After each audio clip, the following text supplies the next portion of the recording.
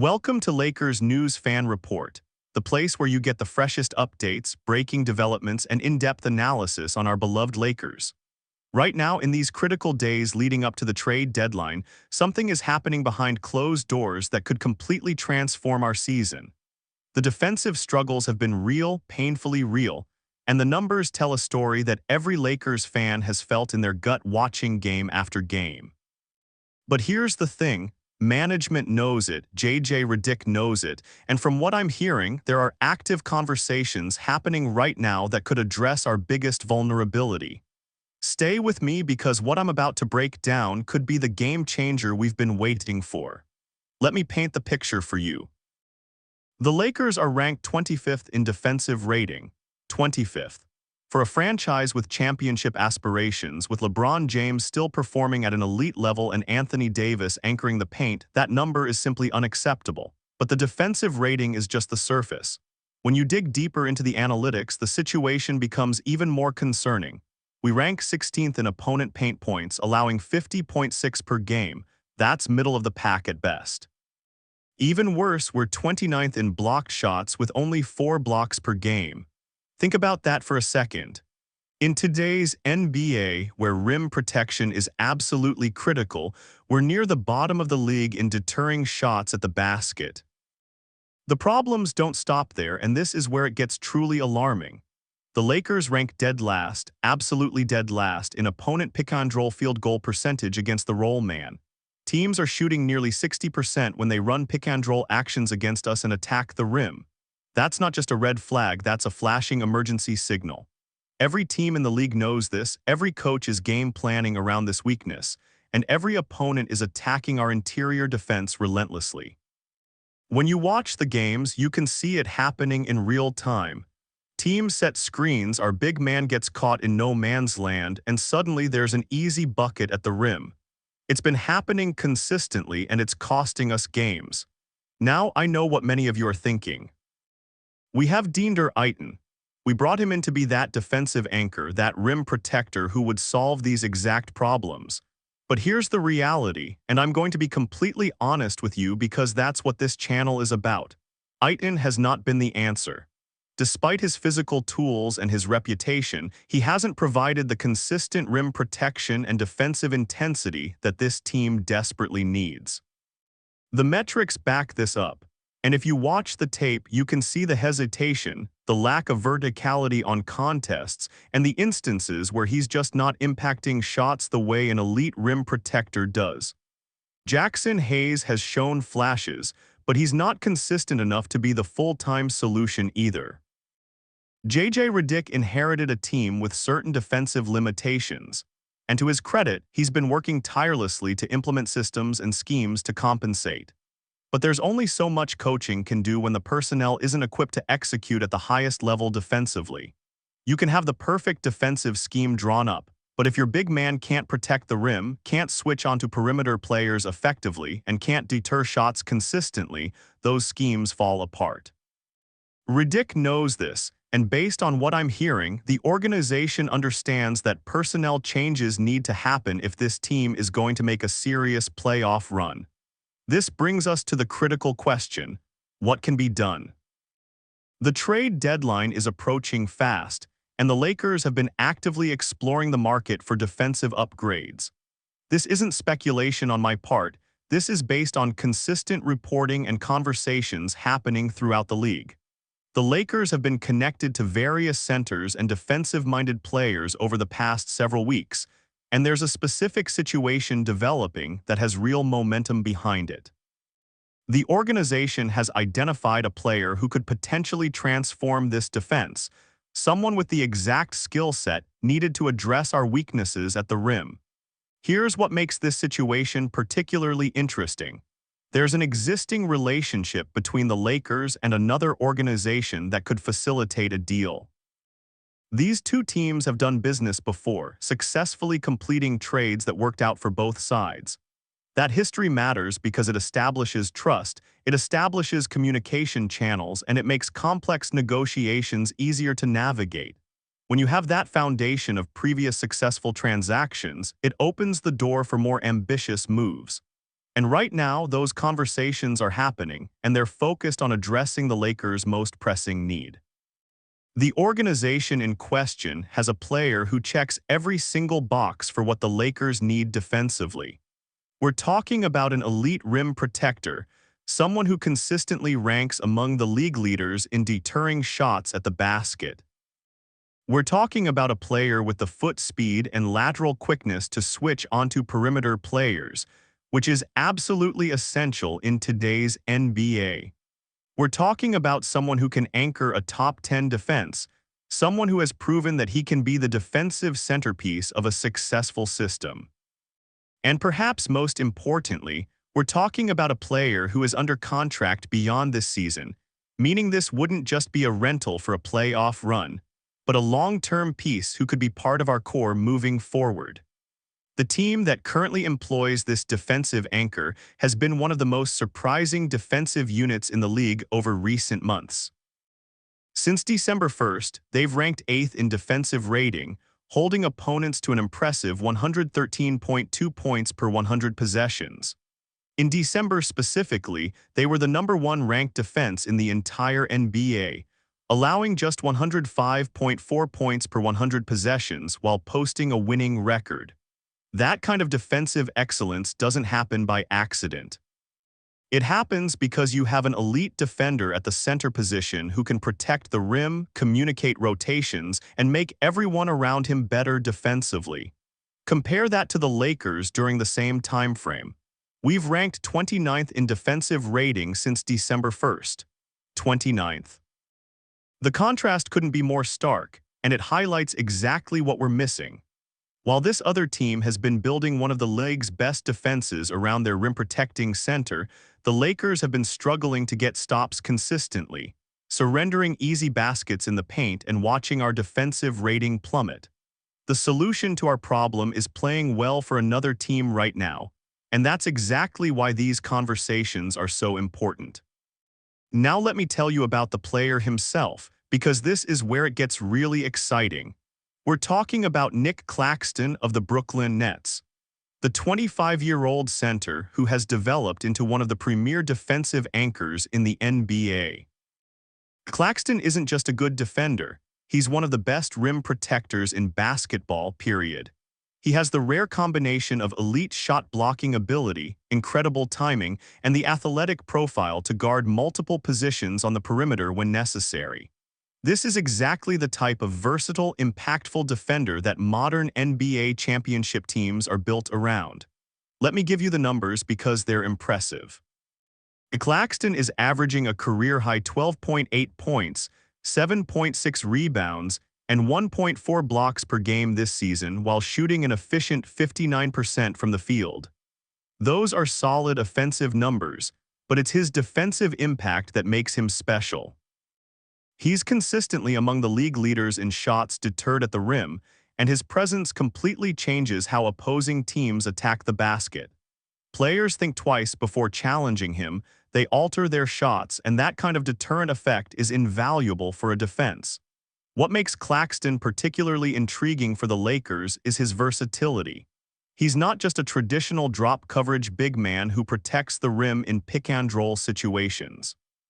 He has the lateral quickness to switch onto guards and wings on the perimeter, which is essential in J.J. Redick's defensive schemes. He can guard multiple positions effectively, which means the Lakers wouldn't have to make as many defensive compromises or hide him in certain matchups. That versatility would allow Redick to implement more aggressive defensive strategies, to switch more freely, and to put consistent pressure on opposing offenses. Think about what Claxton would bring to our pick-and-roll defense specifically. Remember those concerning statistics I mentioned earlier about being dead last in opponent pick-and-roll field goal percentage? Claxton would directly address that problem. He has the foot speed to navigate screens, the instincts to read the play, and the athleticism to recover and contest shots at the rim even when he's slightly out of position. That's the kind of impact defender who can single-handedly transform a defensive scheme from vulnerable to elite. The contrast with our current situation is night and day. Beyond the on-court impact, there's the contract situation to consider. Claxton signed a 4-year, $97 million deal with the Nets last June, meaning he has 3 years remaining on his contract. For the Lakers, that's actually positive because it means acquiring him wouldn't just be a short-term fix. He'd be under contract through the 2027-28 season, giving the Lakers a long-term defensive anchor to build around alongside Anthony Davis. That continuity is valuable, especially as the Lakers navigate the later stages of LeBron's career and look to remain competitive beyond this season. Now, let's talk about the reality of making this happen. The Nets are reportedly seeking at least one unprotected first-round pick for Claxton. That's a significant ask, but it's not unreasonable given his age, his contract, and his defensive impact. For a Lakers team in win-now mode with LeBron still playing at an elite level, trading a future first-round pick to acquire a defensive game-changer makes strategic sense. Championships aren't won by hoarding draft picks, they're won by maximizing your window of opportunity, and that window is right now for the Lakers. A potential trade package could include several components. Rui Hachimura has been mentioned as a possible piece, given his expiring contract and his value as a versatile forward who can score and defend multiple positions. Gabe Vincent, also on an expiring deal, could be included to make the salaries work.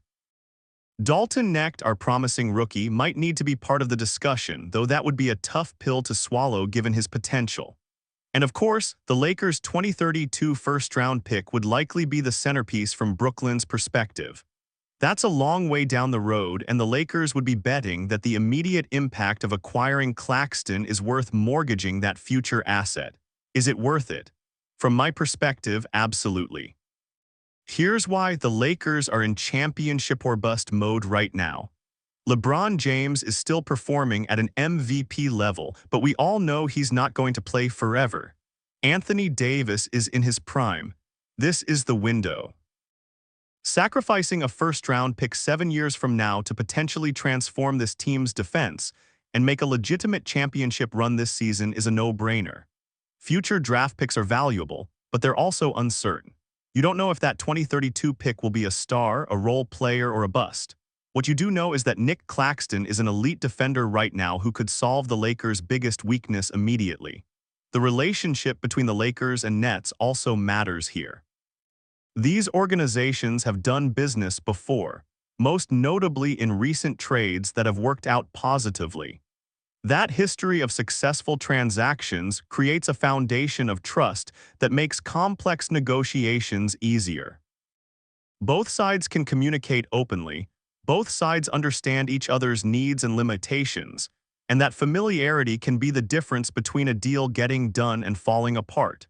The fact that conversations are already happening between these two teams is significant and suggests there's real substance behind this possibility.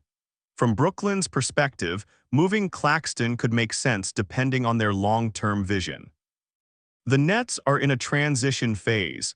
They're not competing for championships this season, and converting Claxton into future assets could align with a longer rebuild. If they can get an unprotected first-round pick plus some solid role players or prospects, that might be more valuable to them than keeping Claxton on a team that's not ready to contend. Both sides have reasons to make a deal happen, which is exactly when trades materialize. Let me also address the elephant in the room. Michael Porter Jr. has been mentioned as another potential Lakers target in discussions with various teams. Porter is an elite shooter with size, and he'd certainly add offensive firepower. However, for the Lakers' specific needs right now, Claxton makes more sense. We don't have a critical shortage of scoring when everyone's healthy. LeBron and AD can carry the offensive load, and we have enough shooters to space the floor. What we desperately need is defensive improvement, rim protection, and the ability to get consistent stops in crucial moments. Claxton addresses those needs more directly than Porter would, which is why I believe he should be the primary focus. The timeline is crucial here. The trade deadline is approaching fast, and if the Lakers are serious about making a move, they need to act decisively. Waiting until the last minute creates problems because other teams are also exploring the market, Other potential suitors might emerge for Claxton, and the Nets could decide to keep him if they don't get an offer they like. The Lakers have been burned before by hesitating on trade opportunities, and this is not the time to be timid. If Claxton is available and the price is reasonable, Rob Pelinka needs to pull the trigger and make it happen. Imagine what this Lakers team could look like with Nic Claxton protecting the rim. Suddenly, opposing teams can't attack the paint with impunity. Suddenly, our pick-and-roll defense goes from dead last to respectable, maybe even elite. Suddenly, J.J. Redick has the defensive personnel to implement more aggressive schemes without worrying about being exploited at the rim. That's not just a marginal improvement, that's a potential transformation from a defensive liability to a legitimate championship contender. The impact would be felt immediately, and it would compound throughout the roster as other players benefit from having a true rim protector behind them. Anthony Davis would particularly benefit from having Claxton as a frontcourt partner. AD is an elite defender in his own right, but he's been asked to do everything defensively: protect the rim, guard the perimeter, switch onto guards, anchor the entire defense. That's exhausting over an 82-game season, and it's part of why he's dealt with injury issues. Having Claxton to share those defensive responsibilities would allow Davis to be more aggressive without worrying about foul trouble, to take more risks defensively knowing there's another elite rim protector behind him, and to conserve energy that he could redirect toward the offensive end. That's a win-win situation that makes both players better. I want to be clear about something. Acquiring Nic Claxton wouldn't solve every problem the Lakers have. We'd still need to shore up our perimeter defense in some matchups, we'd still need consistent three-point shooting, and we'd still need everyone to stay healthy for a deep playoff run. But it would solve our biggest problem, the glaring weakness that opponents have been exploiting all season long. Sometimes in team building, you don't need to fix everything at once. You just need to address your most critical vulnerability and let everything else fall into place. Claxton would be that foundational piece that allows everything else to work better. As a Lakers fan, I'm genuinely excited about this possibility. I've watched too many games this season where we've lost because we couldn't get stops when it mattered most. I want to hear your thoughts in the comments below because this is the kind of decision that Lakers fans are going to be debating intensely over the next week. Drop your opinion in the comments right now. Tell me if you're Team Claxton or if you'd rather see us pursue a different target. Let me know what you'd be willing to give up to make this happen.